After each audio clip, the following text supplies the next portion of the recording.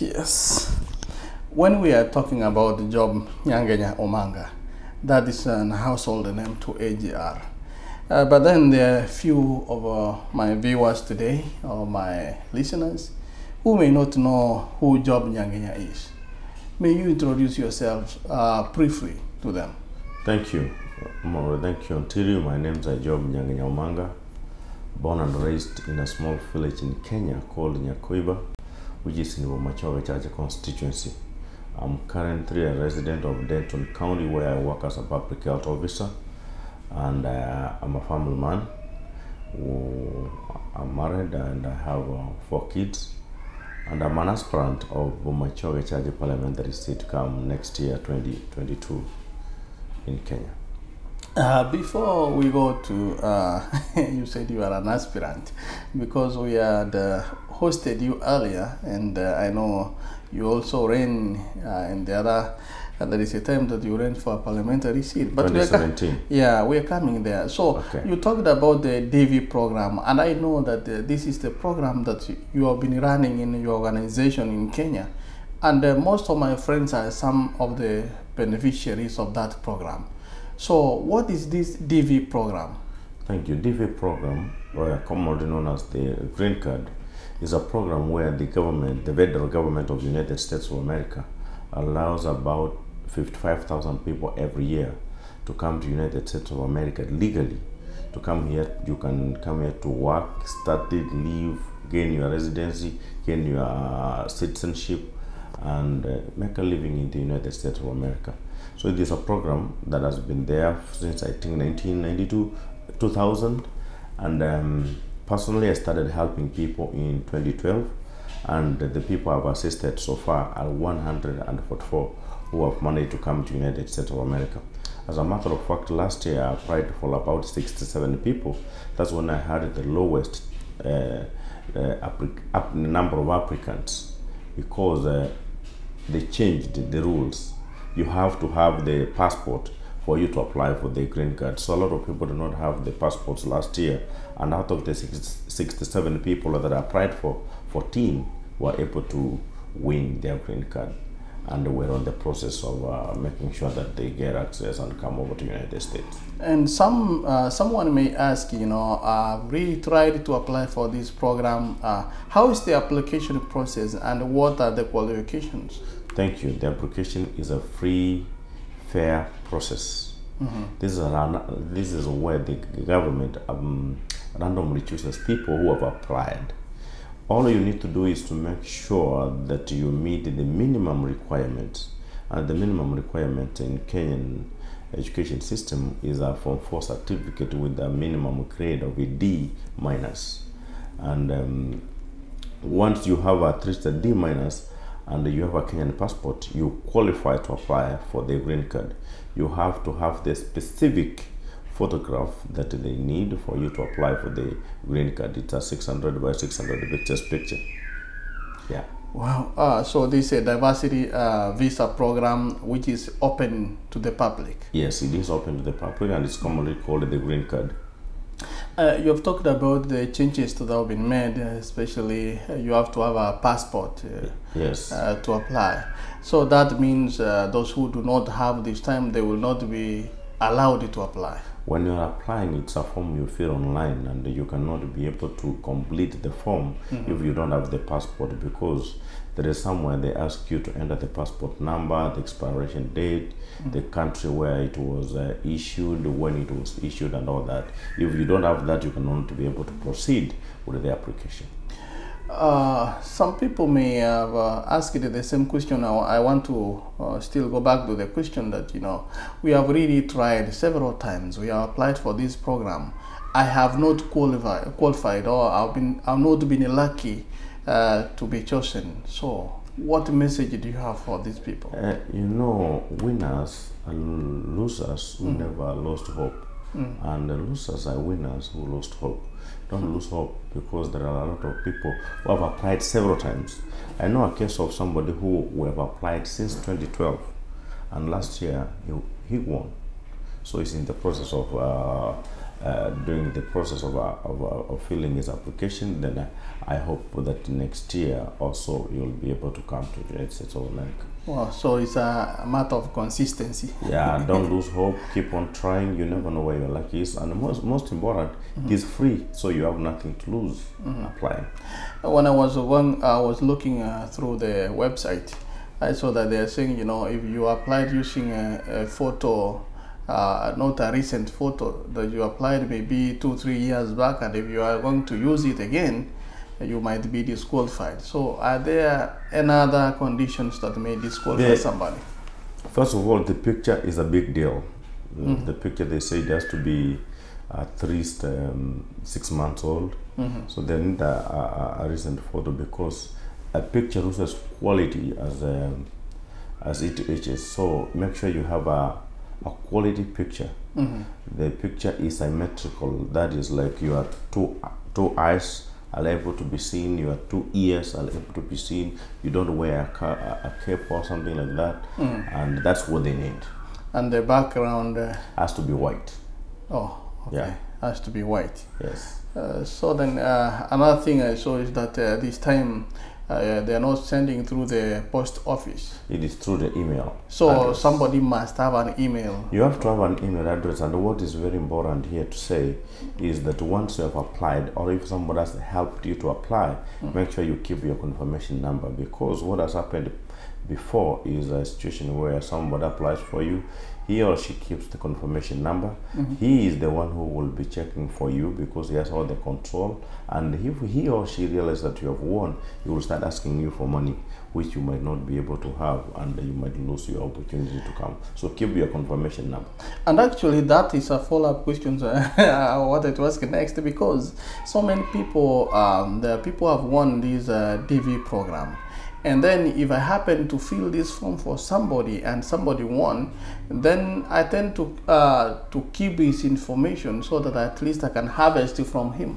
If I applied for you, you won, I need some money at least for you to compensate me, for me to release the case number. These cases are so rampant, so I don't know, in such a scenario, what do we need to do? That has been a very common challenge people face, and that's why I'm telling people, always make sure that you keep your confirmation number. The green card application is free of charge, but if you go to a cyber cafe and somebody is helping you, you have to pay for the internet and maybe for his service, he or her services, to help you apply, which normally we do it for free ourselves. But if they charge you about $200, that's $2 to $5, that's okay. Then you keep your confirmation number so that they don't have control over your luck next year. So the only bad thing is that whenever somebody has your case number, you pay and then he keeps it. It is not the case number at this time. You have a confirmation number. Oh, confirmation number. Then after you have been selected, that's when you will be having the case number, which is what they will not give you. So make sure you have the confirmation number. You keep it, because the process right now is ongoing till next month, November 9th, and then the results will be out next year, May. So this website that people are asking you to pay before they apply, or maybe you apply and then they tell you you're gonna pay, so they are not the right website. The website, the government, the federal government website is dvrotary.government, GOV. That's the one that you can apply by yourself. Okay. Or if you go to the cyber, you just pay for the internet and you apply for yourself if you have all that is required. Okay, it's a good thing that I've realized, it's good to be appreciative, to give a small appreciation for the service that you receive. But it's not per se to say that you have to pay for the application. No, the green card application is absolutely free. Wow. I think then before the deadline, people need to go online and make those applications, because it's you never know. To say this on TV. I came to this country personally and I asked God, if I get an opportunity to come here, and I've said this before, I'll be able to give back to the community. So this is an opportunity I got, first of all, to help people, to help my people back in Kenya. And number two, it's an opportunity I got that has helped me to develop all around, academically, socially, and all around. So it's a good opportunity, and I don't want to say that that opportunity is only found in the United States. There are people who will want to go to other countries, and they can go there. So this is the information for those ones who want to, or who have a dream to come to United States of America. But I'm not saying that everybody should come to United States. Not everything is meant for everybody. As well, coming to this country has its advantages and disadvantages. But those people who have not come and who could wish to come, what do you tell them? Well, what I want to say is that anywhere or anything you want to venture in this world has challenges, and you have to be prepared for challenges, both socially and even financially. It does not mean that when you are in the United States, life is just a ride in the back. Whenever I want to fast forward and see somebody has been selected among the 500,000, you say? 55,000. 55,000, somebody has been selected, and then this person, take me through the process. From there, what happens? Once you have won the green card, that's when you have been selected. Now you have the case number, and the case numbers are from 1 to 55,000. Then now you will fill form 260 online. You respond back. They confirm it's you. You start the process. Then you will go and do your medical checkup in whichever country you will be. After that, they will schedule you for an interview at the embassy of your respective country of residence at that time. And after you go for the interview, you have to pay the fee. It is about $700. If once you have paid that money, which is non-refundable, then they give you the visa. When you are going to the embassy, you have to get somebody residing in the United States of America to give you his or her tax returns now. That one was not there, but now you have to get the tax returns of somebody who resides in the United States of America. And we have always given our people our tax returns so that they can be able to use it. So, and somebody should be willing to host you when you come. It is important for me to say this. You cannot win a green card and come to the United States of America if you don't have somebody who is going to host you. Because sometimes people think the government will come and they give you free house, free food, free accommodation and all that. No, you have to have somebody to host you till you become stable in the United States. I may be having relatives that's supposed to having the visa now. Maybe I'm looking for somebody to host me. I may be having relatives and they are not able to host me. And another thing you have talked about is tax returns. And we know this is personal information which we do not release easily to anybody. And therefore, if maybe there is a cutoff. Is there a cutoff that they say, if you made like 10,000 in returns last year, you are not able to host somebody? Not necessarily. There are people who can make 100, 200,000, but still they cannot be able to host you. I think the tax returns is something that they're using, first of all, to verify that you are a taxpayer in the United States. You have a place where you are staying in the United States, and they can be able to verify that you can be able to host somebody here.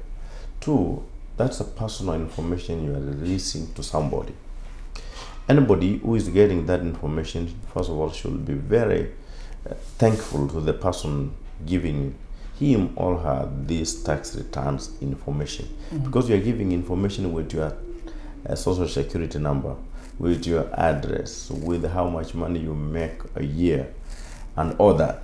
So this is not something, sometimes that's why people don't want to host people, because you don't want to release that kind of information. Not because you're not capable of, but you don't want people to know your information. Wow. So when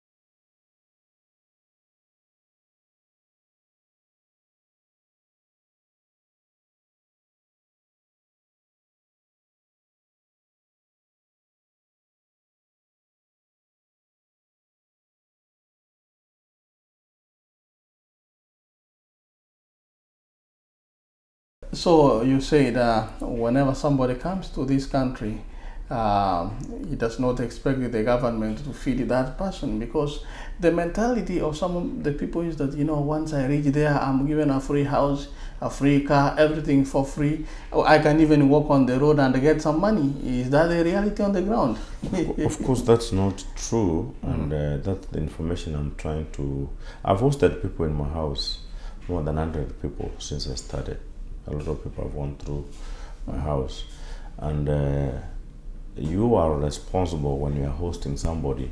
You are responsible to make sure that they get their driver's license, so that's like their ID, to get the social security number, because it will come through your address, and basically you are the one who's going to take care of these people until they become stable, they get a job. That means you have to... The government does not look for a job for you. The government is not going to give you accommodation. Otherwise, if you tell them that you don't have accommodation at the embassy, they will not give you a fees. Yeah. So basically, whenever somebody comes here, then you have to alter your schedule so that you can fit into that person's schedule, for you to take him to driver's license, a social security thing. You are not necessarily going to change your schedule to fit his or her schedule, because your schedule is already determined and fixed. You only have to sacrifice and make sure that this person has the basic requirements that will make him or her start life. The key word is there, you're going to sacrifice. Yes. Rarely do people recognize your sacrifice, and within a short time, people tend to maybe run away, get other friends and do other things, and eventually somebody says, oh, Job wasn't a good man, though he was telling me this is what he did to me. So what advice can you give such people who do such? That's a common thing. Not also here, is common. Not here in America, but anywhere in the world. But it is not even the fault of the people who do that. It's because they don't know. So in due time, they'll come to know the truth, that you indeed sacrificed for them. So you do the right thing and keep moving.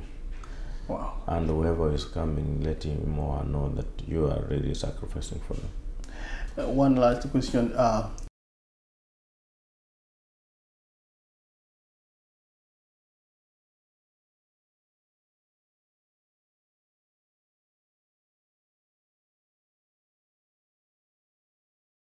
Are there other advantages or something unique that you found in this country that would encourage somebody to really try hard to come here?